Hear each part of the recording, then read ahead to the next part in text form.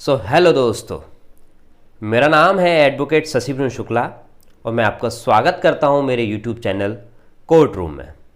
दोस्तों, क्या आपसे किसी ने पूछा कि अपराध क्या होता है?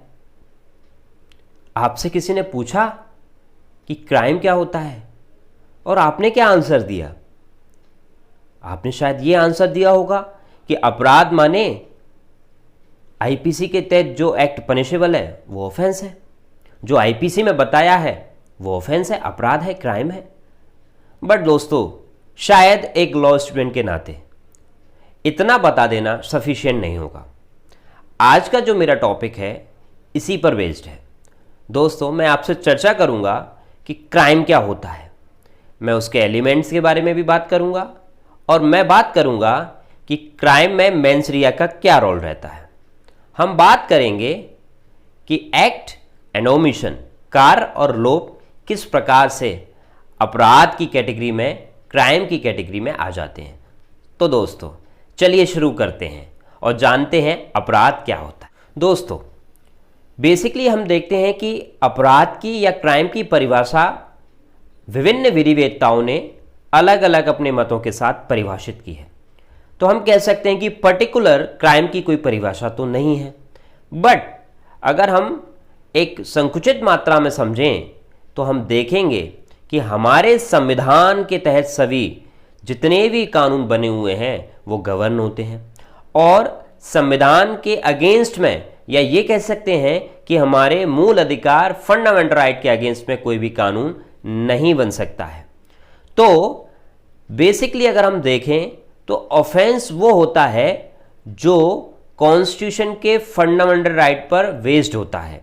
अगर कोई पर्सन कॉन्स्टिट्यूशन के पार्ट 3 के अंतर्गत बताए गए फंडामेंटल राइट का वायलेशन करता है तो फिर वो ऑफेंस की कैटेगरी में आ जाता है। हाँ, अलग अलग सब्जेक्ट बना दिए जाते हैं तो अलग अलग विषयों पर उसे परिभाषित अलग अलग सब्जेक्टों के माध्यम से कर दिया जाता है।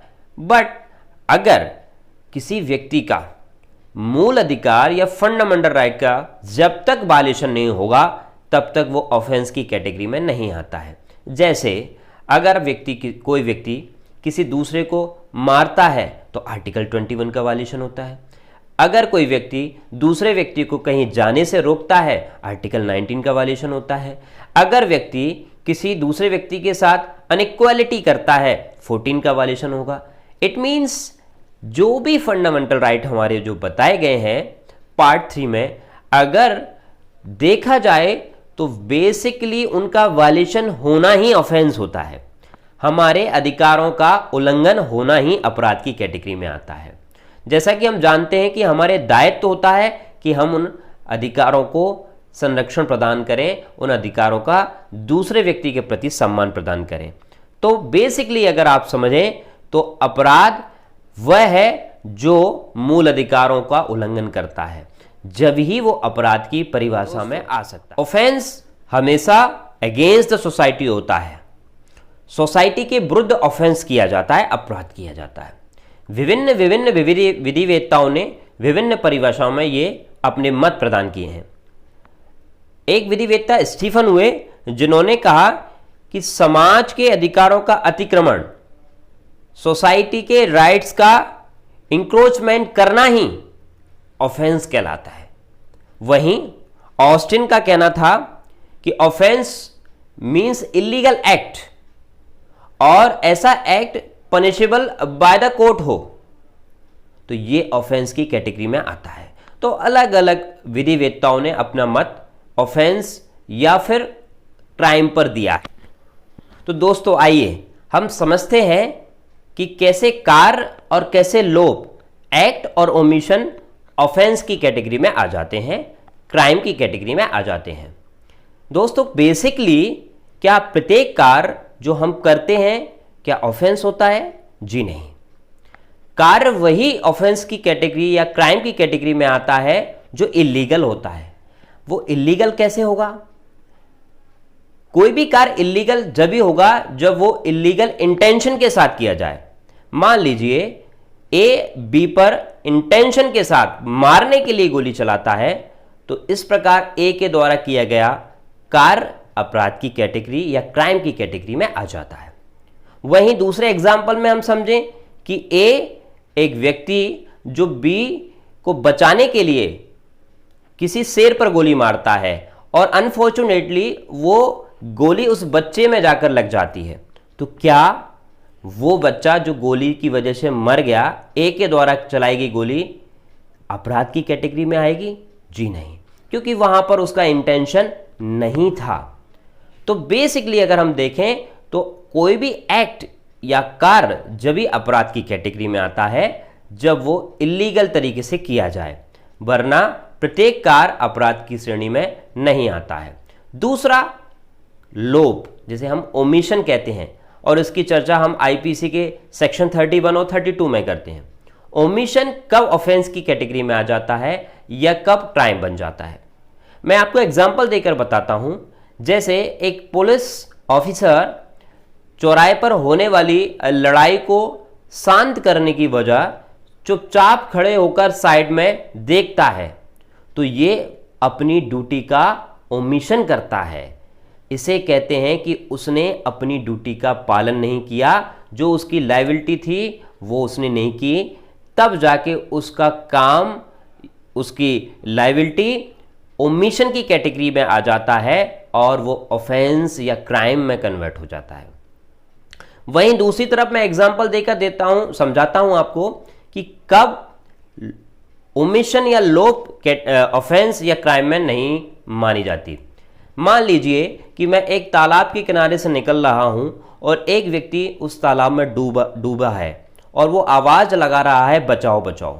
चूंकि मुझे तैरना नहीं आता है या मैं किसी कारणवश उसे नहीं बचा सकता हूं और मैंने उसे नहीं बचाया, वो मर गया, तो क्या मैंने ऑफेंस किया?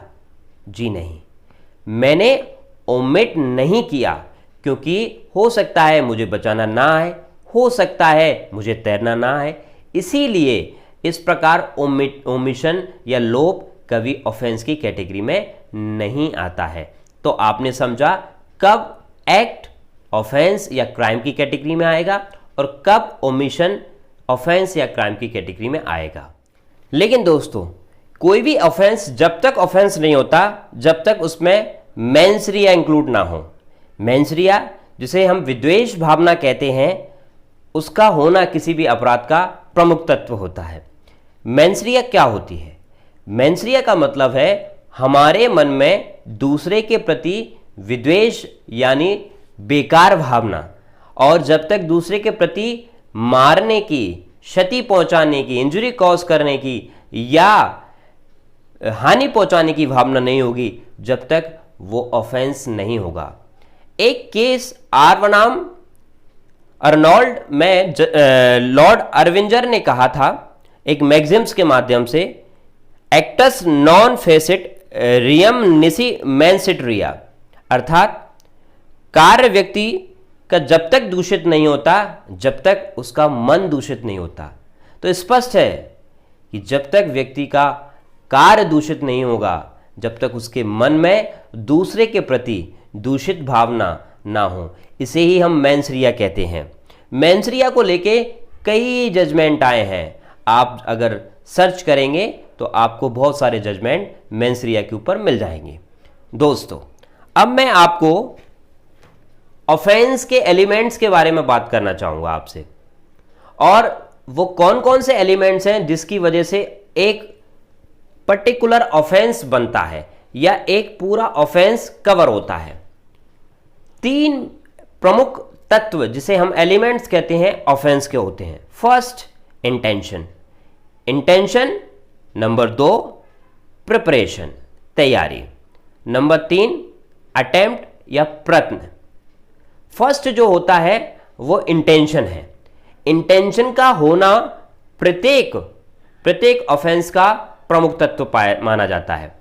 जब तक किसी दूसरे के प्रति हमारे मन में विद्वेषपूर्ण या मैलिसियस इंटेंशन ना हो, तब तक वो ऑफेंस नहीं बन सकता।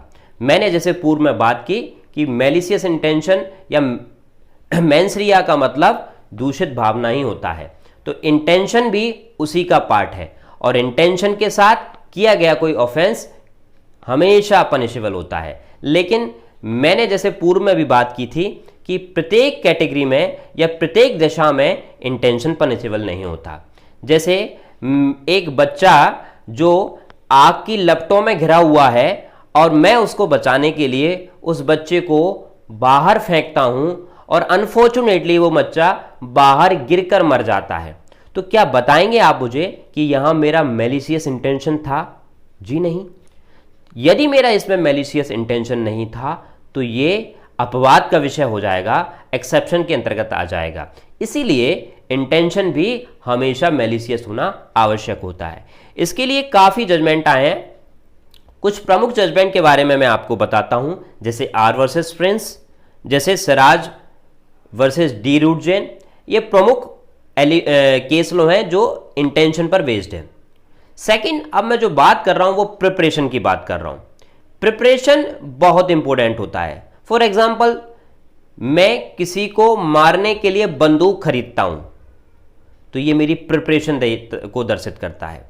मैं किसी घर में आग लगाने के लिए माचिस लेने जाता हूं तो ये मेरी तैयारी को दर्शाता है। मैं किसी को जहर पिलाने के लिए जहर को घोंटता हूं, ये मेरी तैयारी को दर्शित करता है। तो दोस्तों, प्रिपरेशन होना भी जरूरी होता है किसी भी अपराध में, क्राइम में। प्रिपरेशन को आईपीसी में प्रमुख रूप से 3 सेक्शनों में परिभाषित किया गया है, बताया गया है। 122, 126 और 399, 399।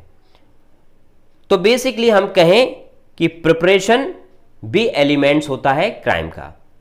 थर्ड जो क्राइम का एलिमेंट्स है वो है अटेम्प्ट या प्रयत्न। जब तक कोई ऑफेंस नहीं है, जब तक उसके लिए अटेम्प्ट ना कर दिया जाए या प्रयत्न ना कर दिया जाए। फॉर एग्जाम्पल, हम 309 को ही पढ़ते हैं।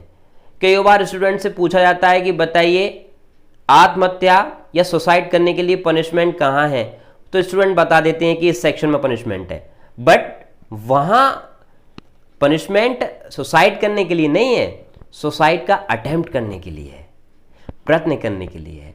यदि कोई व्यक्ति सुसाइड करने का प्रयत्न करता है तो 309 के तहत उसे बताया गया है कि वो पनिशेबल होगा।